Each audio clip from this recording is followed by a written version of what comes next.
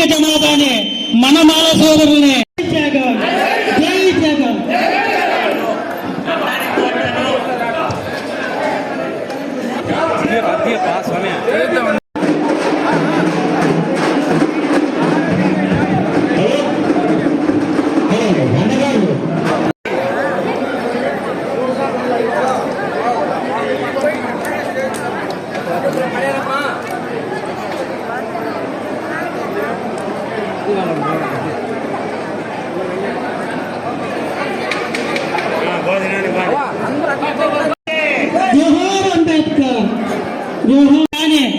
మాల జనాభా గాని మన సోదరులందరూ ఒక్క చోటికి వచ్చినటువంటి సందర్భము మొట్టమొదటిసారి చరిత్రలో ఇదే అని చెప్పేసి మీ అందరికీ సవినయంగా తెలియజేస్తున్నాను మిత్రులారా. గత ఎన్నో సంవత్సరాలుగా రాజకీయ జీవితం నడిపాం మనమందరం కూడా. కాకపోతే ఏ ఒక్కరు కూడా, ఏ ఎమ్మెల్యే కానీ, ఏ ఎంపీ కానీ, ఏ ఒక్క కార్పొరేషన్ చైర్మన్లు కానీ దళితులను గుర్తించిన రోజే లేకపోయింది. అదేవిధంగా ఈరోజు గౌరవనీయులైన మేడమ్మ ఒక సద ఉద్దేశంతో మేడమ్మ గారు ఒకటి చెప్పారు, అన్నా మేమందరూ కూడా ఈ దళితులతో నేను మమేకం కావాలా, నాకందరూ కూడా పరిచయం కావాలా, ఈ కాన్స్టిట్యూన్స్ లో నేను వచ్చినాను, మీకందరికీ కూడా ఎల్లవేళలా అండగా ఉంటానని. అదేవిధంగా మేడం గారు ఒక మాట చెప్పారు, ఏ విధంగా కూడా మీ సమస్యలు ఉంటే డైరెక్ట్ గా మీ ఎస్సీలోనే ఎవరన్నా మంచి లీడర్లు తయారయ్యి మీ ఎస్సీ కాలనీ సమస్యలు కానీ ఏదన్నా ఉంటే డైరెక్ట్ గా మీరు వచ్చి నాతో తెలియజేసి ఆ ద్వారా పని చేపించుకోవాల్సిందిగా నేను కోరుతున్నానని అక్కయ్య చెప్పింది. ఇప్పటి వరకు కంబాలప్ప చెప్పినట్టు ఏ పార్టీ అయినా బహుజనులైన మనల్ని ఒక ఓటు బ్యాంక్ అనే చూసినారు. ప్రధానంగా ఈ సభకు విచ్చేసిన గౌరవనీయులు పెద్దలు ఉషశ్రీ మేడం గారు కొంతమంది దళితులను పిలిచి, అయ్యా ఇది వరకు దళితుల్ని కేవలం ఓటు బ్యాంక్ అని చూసినారు, మీ సమస్యలు మీరు ఎక్కడే కానీ చెప్పుకునే వీలుండదు, ఎవరో ఒక ఆ గ్రామంలో ఉన్న ఒక నాయకుని తీసుకొని వచ్చి మీరు మీ సమస్యను చెప్పుకునే పరిస్థితి, మీ 5 మండలాల్లో ఉన్న దళితులందరినీ కలిపి పెద్ద ఎత్తున ఒక సమావేశం ఏర్పాటు చేస్తే ఆ సమావేశంలో ఆ గ్రామాల్లో నెలకొన్న సమస్యల్ని నా దృష్టికి తీసుకొస్తే ఆ సమస్యలు ఖచ్చితంగా పరిష్కారం చేసే దిశగా నేను ప్రయత్నం చేస్తాను అని చెప్పి మేడం గారు ఒక సలహా ఇవ్వడం జరిగింది. ఆ సలహా మేరకునే నేను, కంబాలప్ప, గంగాధర, నా తోటి మిత్రులు నాగరాజు, నరసింహమూర్తి, ఇంకా కొంతమంది కలిసి మొట్టమొదట మన గోరంట్ల మండలానికి వచ్చి బాబును, ఎంపీపీ గారిని, మాకు అందుబాటులో ఉన్న కొంతమందిని వాళ్ళ దగ్గర కొన్ని నెంబర్లు సేకరించి ఆ నెంబర్ల ద్వారా మొత్తం మన ఎస్సీ కాలనీలు ఎక్కడైతే ఉన్నాయో ఆ కాలనీలో ఉన్న సమస్యలు కూడా క్రోడీకరించి మేడం గారి దృష్టికి తీసుకోవాలని చెప్పేసి మేము చెప్పడం జరిగింది. నాయకుడు కానీ, మంత్రులు కానీ, ఎవరే కానీ వినలేదు. ఈరోజు మన సమస్యలు చెప్పుకోవడానికి మంచి సదావకాశం, ఇది ఒక వేదిక. చరిత్రలో ఈ గోరంట్ల మండలంలో మన ఎస్సీలను గుర్తించిన పార్టీ ఎవరూ లేరు. తెలిసిన వాళ్ళు వచ్చినారు, వీళ్ళు వచ్చినారు, అందరూ వచ్చినారు, అంత హోటల్స్ గా వాడుకున్నారు. కానీ మీ మాదిగల సమస్యలేమి, మీ మాదిగలు ఎంత జన్మ ఉన్నారు, మీ మాదిగలతో మాట్లాడాలా అని ఇలాంటి సభ ఎవరైనా చేశారన్నా? ఎవరు చేయలే. కాబట్టి మనకి ఈ అవకాశం ఇచ్చిన అక్కను మనం గుర్తుపెట్టుకోవాలా. మాదిగ జాతి, నేను ఒక మాదిగ జాతి బిడ్డనే.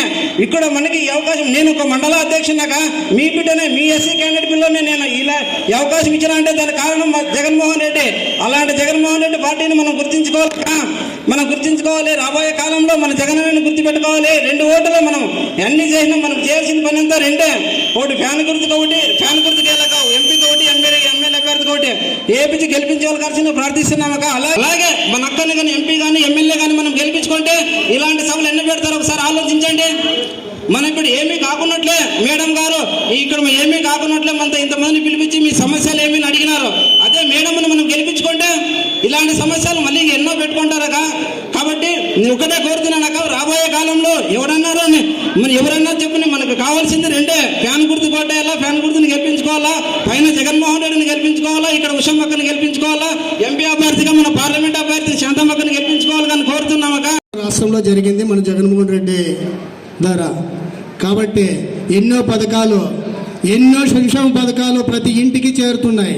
కానీ అవాస్తవాలన్నీ చెప్తూ ఏమీ అభివృద్ధి చెందలేదని ప్రతి ఒక్కరు ప్రతిపక్షాలన్నీ అన్నీ లేనిపోని అభాండాలు వేసి మనతో ఏదో ఒక రకంగా వాళ్ళ వైపు తిప్పుకోవాలనే ఉద్దేశంతోనే వాళ్ళు ఈ ప్రభావాలు చేస్తున్నారు. కాబట్టి మీరు దయచేసి ఎవరు మన జగన్మోహన్ రెడ్డి గెలిచకపోతే మనకు వచ్చే పథకాలు కానీ మనకు వచ్చే పెన్షన్లు కానీ ఏ ఒక్కటి మనకి రాకుండా నిలిచిపోతాయి. కాబట్టి మన మేడం గారిని ఎమ్మెల్యేగా చేసుకొని మన ఎంపీ క్యాండిడేట్ శాంతమ్మక్క గారిని ఎంపీగా చేసుకొని మనం అత్యధిక మెజార్టీతో గెలిపించుకుంటేనే మనకు వచ్చే పథకాలన్నీ మనకు కంటిన్యూ వస్తాయి.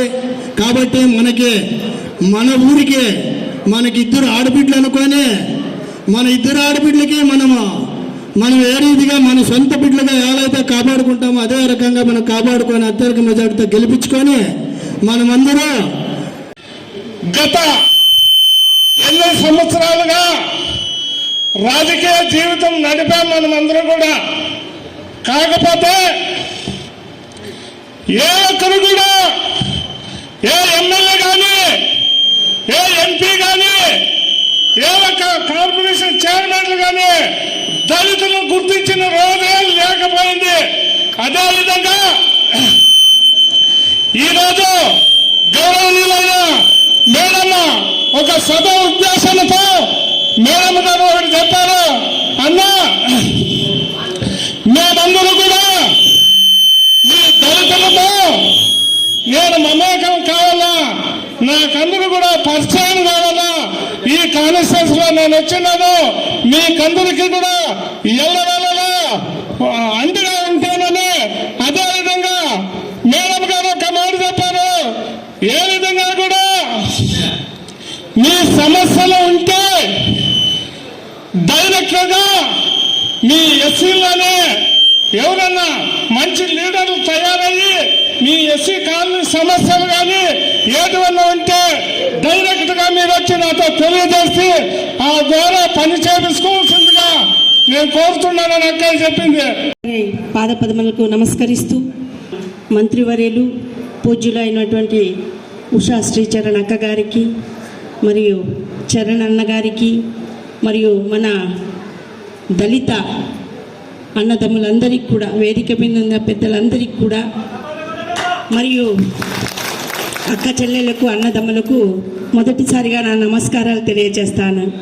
ఈరోజు వైఎస్ఆర్ కాంగ్రెస్ పార్టీలో మనకందరికీ తెలుసు, మన ఎస్సీలు, మన ఎస్టీలు, మన బీసీలు, మన మైనార్టీలోని మన జగన్మోహన్ రెడ్డి అన్న చెప్పడమే కాదు చేసి చూపిస్తా అన్నాడు.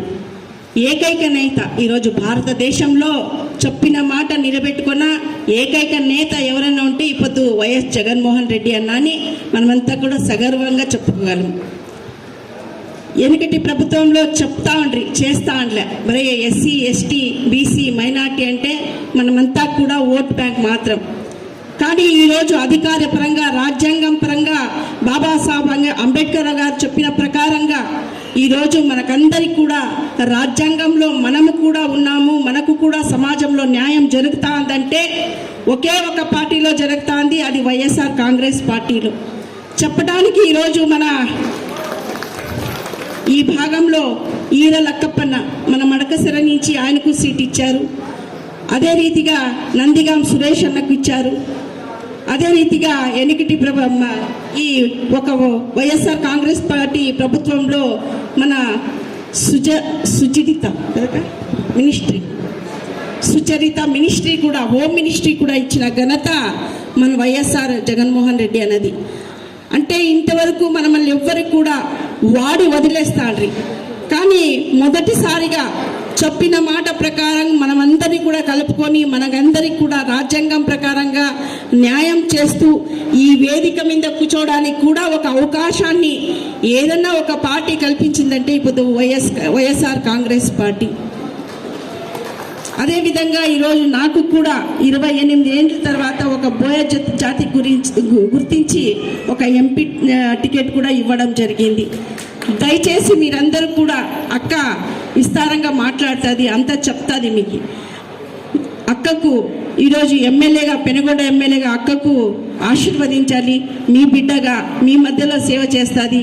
అదే మాదిరిగా నేను కూడా ఎంపీగా మీ మధ్యలో సేవ చేయడానికి మీరందరూ కూడా ఆశీర్వాదం చేసి మా ఇద్దరికి ఆడబిడ్డలం మేమిద్దరం కూడా ఈరోజు ప్రతి గడపకు ఎలాగైతే వైఎస్ఆర్ పథకాలు వస్తున్నాయో అదే మాదిరిగా మా ఇద్దరం కూడా వచ్చి సేవ చేయడానికి మీరందరూ కూడా అనువు చేసేయాలి. మీ బిడ్డలుగా మాకిద్దరు కూడా ఆశీర్వాదం చేయాలి అని కోరుకుంటూ జగనన్నను మరోసారి ముఖ్యమంత్రి చేసుకుందామని చెప్తూ సెలవు తీసుకుంటూ అందరూ కూడా ఏకమైన దళిత సోదరులు అందరూ కూడా ఏకమై అంబేద్కర్ గారి పుణ్యాల వల్ల ఒకే వేదికలో చేరుకొని అందరూ కూడా మాట్లాడేదానికి, చింతన చేసేదానికి ఇది ఒక వేదిక అని మీ అందరూ కూడా, మరీ ముఖ్యంగా మన మీడియా మిత్రులందరికీ కూడా పేరు పేరున స్వాగతిస్తూ, ఈ వేదిక చాలా విశేషమైన వేదిక. ఈ వేదికను విశేషంగా ఎందుకంటానంటే చాలా ఏళ్ళ నుంచి మనము పోరాడాం, వెనకబడిన కులాలందరూ కూడా పోరాడాం. ఒక స్వాతంత్రం కాదు మనం పోరాడేది, మానవ హక్కు కోసం పోరాడినాం. చరిత్ర చూసి ఎవరైనా మనం ఎప్పుడు కూడా అంబేద్కర్ గారికి పెద్ద పూలారం వేసి మనమందరూ కూడా మన నివాళికలు అర్పిస్తుంటాం. అవునా కదా అన్న? అవునా కదా? అయితే ఈరోజు మనమందరూ కూడా కాసేపు చింతన చేయాలి. ఏం చింతన చేయాలంటే స్వతంత్రం కోసం, స్వతంత్ర భారత కోసం సమరుడు అంబేద్కర్ గారు, ఒక సంఘ సంస్కర్తడు అంబేద్కర్ గారు, మంచి రచయిత అంబేద్కర్ గారు. బట్ ఈరోజు అంబేద్కర్ గారిని మనం ఎందుకు ఇంతగా మనం పూజిస్తాం, ధ్యానిస్తామంటే వెనకబడిన కులాలకు స్వాతంత్రం ఇచ్చిన మహానేత doctor BR Ambedkar. Doctor BR Ambedkar గారు మనమందరం ఆయన వారసులే. అవునా కదా? మనమందరం ఆయన వారసులే. ఆయన గురించి ఖచ్చితంగా మనము ఒక 2-3 సంఘటనలు గుర్తు చేసుకోవాలి. ఈరోజు ఖచ్చితంగా గుర్తు చేసుకోవాలి. ఎందుకు గుర్తు చేసుకోవాలంటే ఈ రోజున ఇంత స్వేచ్ఛగా ఈ దేశంలో మనం ఉన్నామంటే, దళిత సోదరులు వెనకబడిన కులాల్లో ఇంత స్వేచ్ఛగా ఉన్నాం, ఇంత గర్వ ప్రతిష్టతో ఇక్కడ కూర్చున్నామంటే అది డాక్టర్ భీమ్రావ్ రామ్జీ అంబేద్కర్ గారి వల్లనే. చిన్నప్పుడు ఆయన బాల్యం నుంచి చెప్తాను, చిన్నగా వినండి. చిన్నప్పుడు పెత్తందారుల పిల్లలందరూ కూడా స్కూల్కి పోయేవాళ్ళు. స్కూల్ లోపల, క్లాస్ రూమ్ లోపల కూర్చునేవాళ్ళు. మన అంబేద్కర్ గారు బయటే కూర్చునేవాళ్ళు. అయితే ఆయన బయట కూర్చొని ప్రపంచాన్ని శాసించే వ్యక్తిగా ఆయన ఎదిగినాడంటే ఆయనలో ఉండే కసి. ఆయన కసి ఏంటంటే పెత్తందారుల వల్ల ఆయన ఎంత కష్టపడ్డాడో ఆయన ఆత్మచరిత్రలో ఆయన రాసి చెప్తాడు. అడుగడుగున బాల్యలో ఆయనకి అవమానాలు, అడుగడుగున ఆయన బాల్యలో ఆయనకి అసమతుల్యమే కనిపించింది. ఎదిగినారు, బాగా చదువుకున్నారు, రాష్ట్రం దేశం గుర్తించేట్లే ఎదిగినాడు. ఒకసారి రౌండ్ టేబుల్ కాన్ఫరెన్స్ అని జరుగుతుంది. ఇది ప్రతి ఒక్కరు కూడా వినాలి. ఎందుకు వినాలి అంటే డాక్టర్ బిఆర్ అంబేద్కర్ ఈరోజు పూజనీయ వ్యక్తి ఎందుకు అని మనం తెలుసుకోవాలి. రౌండ్ టేబుల్ కాన్ఫరెన్స్ బ్రిటన్లో జరుగుతూ ఉండగా ఆ రోజున సమావేశం జరుగుతుంది. చాలా దేశం నుంచి అందరూ కూడా వచ్చారు, ప్రతి ఒక్కరు కూర్చున్నారు. అక్కడ అడుగుతారు, బాబారావు అంబేద్కర్ గారిని అడుగుతారు, భీమ్రావ్ రామ్జీ అంబేద్కర్ని. అంబేద్కర్ గారు, భారతదేశం నుంచి ఈరోజు మీరు వచ్చారు రౌండ్ టేబుల్ కాన్ఫరెన్స్కు.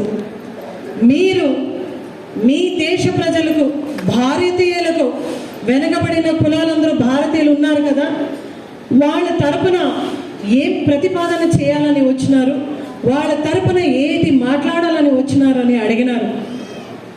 ఆయన కొన్ని విషయాలు ప్రస్తావిస్తూ మళ్ళా మీటింగ్ అయినాక ఇంటికి వస్తారు. ఇంటికి వచ్చేస్తాడు. ఇంటికి వచ్చిన తర్వాత విలేకరులు కూడా, అందరూ విలేకరులు కూడా ఆయన ఇంటర్వ్యూ కోసం ఇంటి బయట ఉన్నారు. సాయంత్రం 4 అయింది, ఆయన ఇంటి నుంచి బయటికి రాలేదు. విలేకరులు అందరూ అక్కడే కాస్తున్నారు, ఎందుకంటే ఇది ఒక హాట్ టాపిక్, బర్నింగ్ టాపిక్. ఆ రోజు రాత్రి 8 అయింది, విలేకరులు ఇంటి బయటలే ఉన్నారు, ఆయన ఇంటి నుంచి బయటికి రాలేదు. రాత్రి 10 అయింది, రూమ్ లైట్ వెలిగింది, కాస్తున్నారు, ఆయన ఇంటర్వ్యూ కోసం ఆయన రాలే. మధ్యరాత్రి 2 గంటలు అయింది, ఇంటిలో ఆ రూమ్లో లైట్ అలాగే వెలుగుతూ ఉంది, బయటికి రాలేదు. పొద్దున్న 4 అయితేనే కూడా ఇంటి లోపల ఆ లైట్ అలాగే వెలుగుతూ ఉంది, ఆయన బయటికి రాలేదు.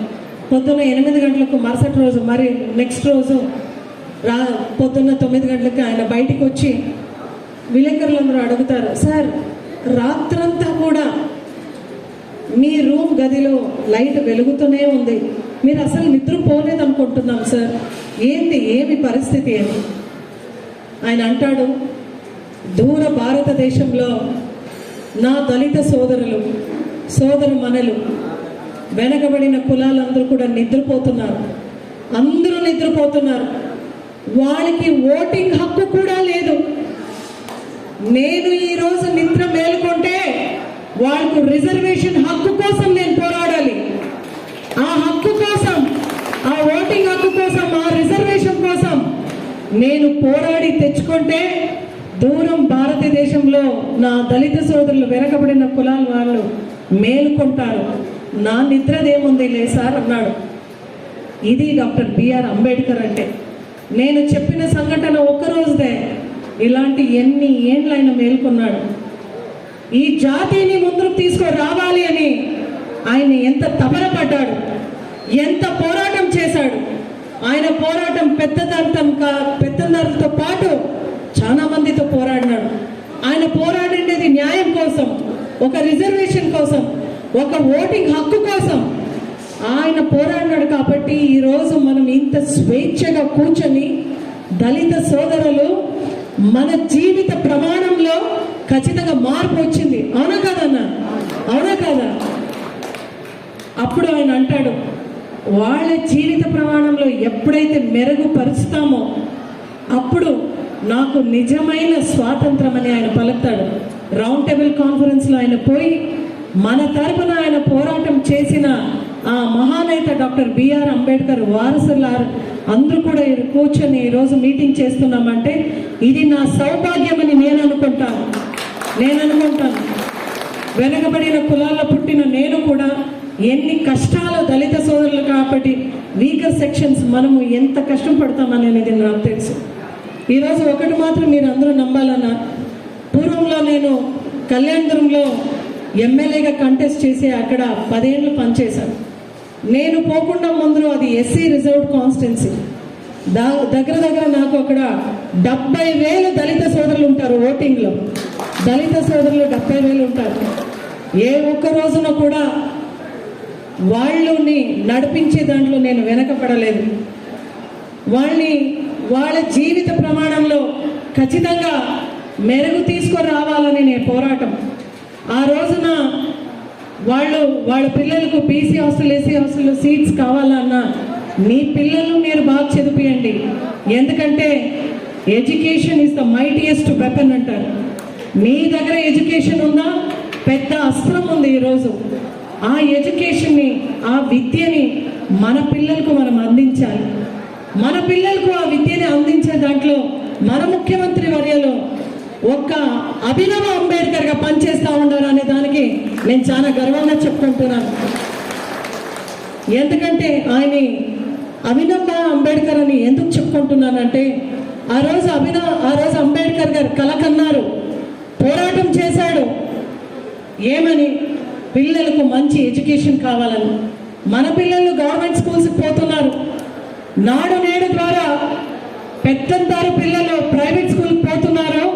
మన పిల్లలకి ఎక్కడైనా మనం బాధపడతామని గవర్నమెంట్ స్కూల్లో నాడు నేడు తెచ్చి మంచి యూనిఫామ్లు ఇస్తున్నారు, మంచి భోజనం పెడుతున్నారు. ఒకవైపు ఇంగ్లీషు స్కూల్ నోట్బుక్స్లో ఇంగ్లీష్, ఇంకొక వైపు తెలుగు, రెండు కూడా పెట్టినారు, మిర్రర్ బుక్స్ అంటారు. దీన్ని చూసి విపక్షాలు ఓర్వలేక విష ప్రచారం చేస్తున్నారు.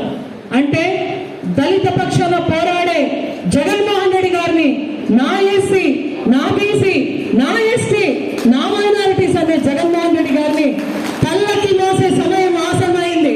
అవునా కాదా? రాబోయే ఎలక్షన్స్ లో జగన్మోహన్ రెడ్డి గారిని పల్లకీలు మనం మోయాలి. ఎందుకంటే మన పల్లకి మోసినాడు జగనన్న ఈ 5 ఏళ్ళు. కాబట్టి మన పిల్లలకు ఇంకా జూన్ నుంచి ఐబీ సిలబస్ పెట్టానంటున్నాడు అన్న. ఐబీ సిలబస్ అంటే ఇంటర్నేషనల్ బ్యాక్యూరేట్ సిలబస్. ఈ సిలబస్ని, ఈ చదువుని, ఐబీ సిలబస్ ఎక్కడన్నా చదవాలంటే సంవత్సరానికి 5-6 లక్షలు అవుతుంది. పెత్తందారుల పిల్లలు చదువుకుంటారు. బీదింట్ల పిల్లలు ఏమి చేయాలని జగన్మోహన్ రెడ్డి గారు ఆలోచించి ఈరోజు జూన్ నుంచి వచ్చేది మన ప్రభుత్వం అన్నా దాంట్లో అనుమానమే లేదు. బీదింటి పిల్లలందరినీ కూడా అడుగు ముందుకు వేయాలి అన్న తపన గర్వకారణం ఈరోజు ఆంధ్రప్రదేశ్ రాష్ట్రానికి. మన పిల్లల గురించి ఆలోచించే ఆ వ్యక్తిని, జగన్మోహన్ రెడ్డి గారిని మరొకసారి శక్తిగా మనం ఎదిగించాలి. అంటే ప్రతి ఒక్క బడుగు బలహీన వర్గాలకి చెందిన ప్రతి ఒక్కరు కూడా చేతి జోడించాలి, అడుగు వేయాలి. జగన్మోహన్ రెడ్డి గారిని మరొకసారి ముఖ్యమంత్రి చేసుకోవాలి. ఆయన ఎంత మహానుభావుడు అంటే విజయవాడ మధ్యలో 10 ఎకరాల్ని గుర్తించి నిలువెత్తిన డాక్టర్ బిఆర్ అంబేద్కర్ గారి విగ్రహాన్ని స్థాపిస్తూ ప్రతి ఎస్సీల ఆత్మగౌరవం పెంచిన వ్యక్తి జగన్మోహన్ రెడ్డి గారు. అవునా కాదన్నా? ఈరోజు ఒక శక్తిగా ఎదిగినాడు ఆయన. శక్తిగా ఎందుకు ఎదిగినాడంటే బీసీ, ఎస్సీ, ఎస్టీ, మైనారిటీస్ మహిళలందరూ, అంటే వెనకబడిన మహిళలందరినీ కూడా 45 పైబడి మహిళలు, 60 ఏళ్ళ లోపడిన మహిళలందరికీ కూడా ఈరోజు 18,750 ఇస్తున్నాడు. అది కేవలం డబ్బు కాదు, అది ఒక భరోసా. 4 సంవత్సరంలో 75,000 దళిత మహిళలకు వస్తా ఉంది అంటే ఒక మహిళా సాధికారత వైపు అడుగు వేపిస్తున్నాడు జగన్మోహన్ రెడ్డి గారు. అవునమ్మా? అవునా?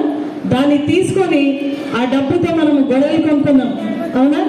ఆవులు కొనుక్కున్నాం, గేదెలు కొంటున్నాం, అదేవిధంగా చిన్న వ్యాపారాలు చేస్తున్నాం. అవునమ్మా? ఇట్లా వెనకబడిన మహిళలందరినీ కూడా సాధికారత వైపు అడుగు వేస్తున్నాడు.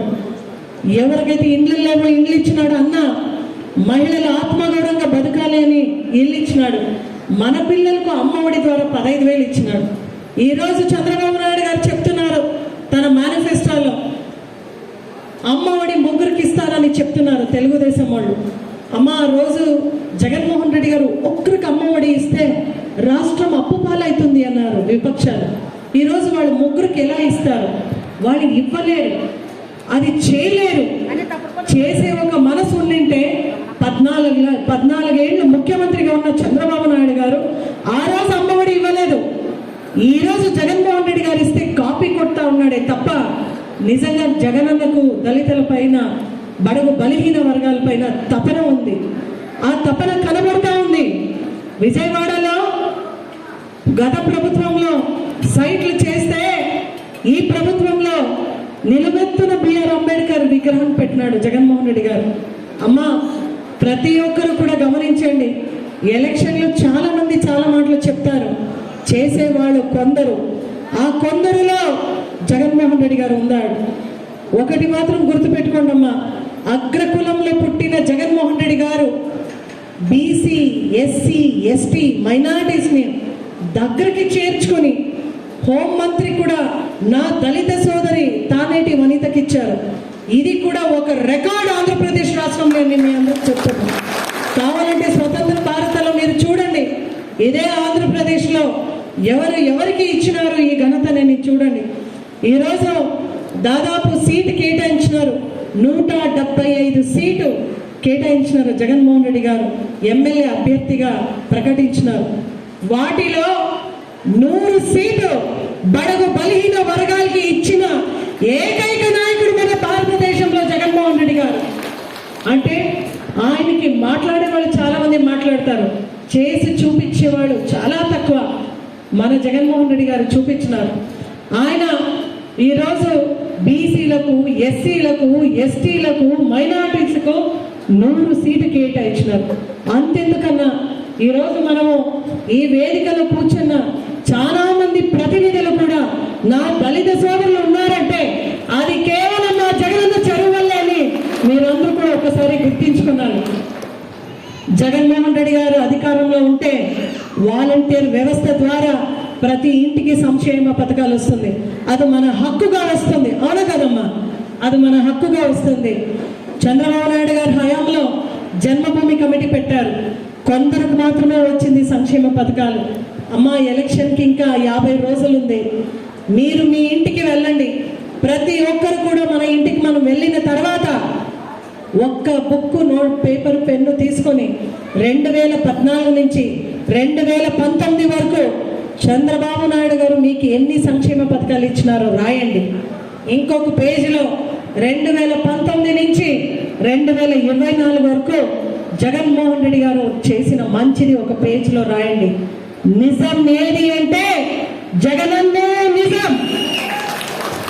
మడమ తిప్పని నాయకుడు జగన్మోహన్ రెడ్డి గారు. ఇచ్చిన మాట మేరకు ఉన్న ఏకైక నాయకుడు జగన్మోహన్ రెడ్డి గారు. దాదాపు 100% హామీల్ని నెరవేర్చిన ఈ దేశంలో ఏకైక ప్రభుత్వం వైఎస్ఆర్ ప్రభుత్వం.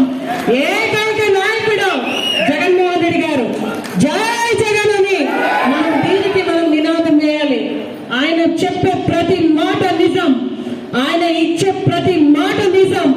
ఎలక్షన్ కోసం చేయడం ఆయన మానవీయత కోసం చెప్పినాడు. మానవీయత కోసం చెప్తాడు.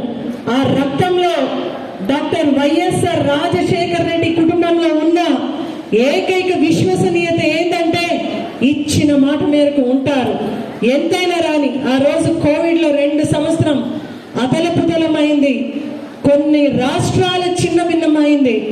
మన ఆంధ్రప్రదేశ్ రాష్ట్రంలో మాత్రమే జగన్మోహన్ రెడ్డి గారు నిజంగా ఒక నిఘా పెట్టి మన జీవిత ప్రమాణంలో ఎక్కడ కూడా తక్కువ రాకూడదు అని మన ఇంటికి 3 పుట్ల బియ్యం, అన్నం పెట్టాడమ్మా.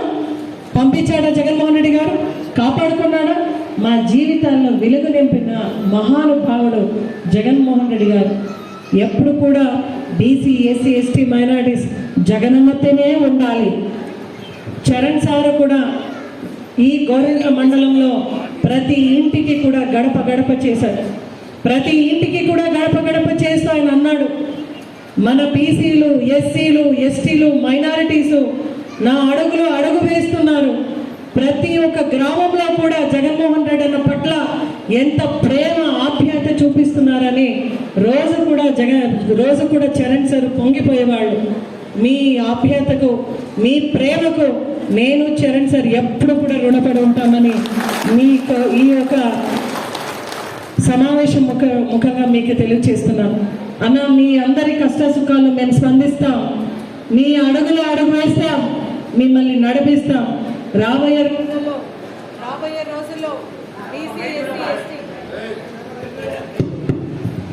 రాబోయే రోజుల్లో ఖచ్చితంగా వెనకబడిన కులాలందరికీ కూడా పెద్దపీఠం వేసే దాంట్లో మీ ఉషమ్మ ఎల్లప్పుడూ ముందుగా ఉంటుంది అని విశ్వసనీయంగా నమ్మండి.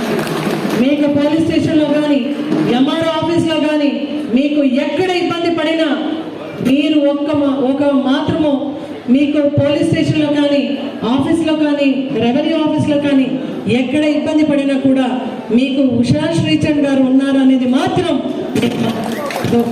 నేను మర్చిపోకూడదు అని మీ అందరూ కూడా మనస్పూర్వకంగా తెలియజేసుకుంటున్నాం. ఇది ఎలక్షన్ కోసం కాదు. ఈ మాట ఎలక్షన్ కోసం కాదు. ఈ మాట విశ్వసనీయత కోసం. ఈ మాట మీ కోసం. ఈ మాట మన అందరి కోసం. నేను దళిత సోదరులందరూ పిలిచి, అన్న, ప్రతి ఊరికి వెళ్ళండి, జగన్మోహన్ రెడ్డి గారి సంక్షేమ పథకాల గురించి చెప్పండి, నా మాట చరణ్ సార్ మాటని చెప్పండి అని వెంటనే ఏమి ఆలోచించకుండా ఎంత పని ఉన్నా కూడా దళిత సోదరుల నాయకులు అన్ని కూడా పక్కన పెట్టి ప్రతి పల్లెకు తిరిగిన ప్రతి సోదరుడికి కూడా మీకు మరొకసారి మనస్పూర్వకంగా సభాముఖ్యంగా ధన్యవాదాలు చెప్పుకుంటున్నాను. ప్రతి దళిత సోదరమని కూడా నేను సైతం జగనన్న కోసమని ఈరోజు జగనన్న పల్లకి మోసుకొచ్చిన మహిళలందరికీ కూడా మరొకసారి మనస్పూర్వకంగా మీకు నమస్సమాంజలి తెలియజేసుకుంటున్నాను. మంచిది చేస్తున్నాడని ఈరోజు టీడీపీ, బీజేపీ, జనసేన 3 పార్టీలు జతగట్టి వస్తున్నారు. ధర్మాత్ముడు జగన్మోహన్ రెడ్డి గారు అమ్మఒడి ఇస్తాడని మమ్మల్ని ఓడించాలని 3 కూడా జతగట్టి వస్తున్నారు. ఏమ్మా ధర్మం ఎక్కడైనా ఉందా? వాళ్ళు చేసేది పొత్తు పెట్టుకొని వస్తున్నారు. ఈరోజు ఇది ధర్మమా అని మిమ్మల్ని అడుగుతున్నాను. ఆ రోజు చంద్రబాబు నాయుడు గారు విమర్శ చేశాడు మోదీ గారి పైన. ఈరోజు ఆయనతోనే పొత్తు కట్టుకుంటున్నారు. అంటే జగనన్న బలంగా ఉన్నాడు, ప్రజల్లో ఉన్నాడు, ప్రతి బీసీ హృదయంలో ఉన్నాడు, ప్రతి దళిత సోదరుడు కూడా జగనన్ని ఆరాధిస్తున్నాడని ఈరోజు వాళ్ళందరూ కూడా జతగట్టుకొని వస్తున్నాడు. అమ్మా జగనన్నకు బలం మనమే నా బీసీ, నా ఎస్సీ, నా ఎస్టీ, నా మైనారిటీస్ ఉంటారు అంటున్నాడు జగనన్న. మనమే జగనన్నకు బలం. మన బల ప్రదర్శన ఎలక్షన్లో చేసుకున్నాను. ప్రతి దళితుడు కూడా ప్రతి ఇంటి కదం తక్కాలి. ప్రతి ఒక్కరిని కూడా చైతన్యం పరచాలి.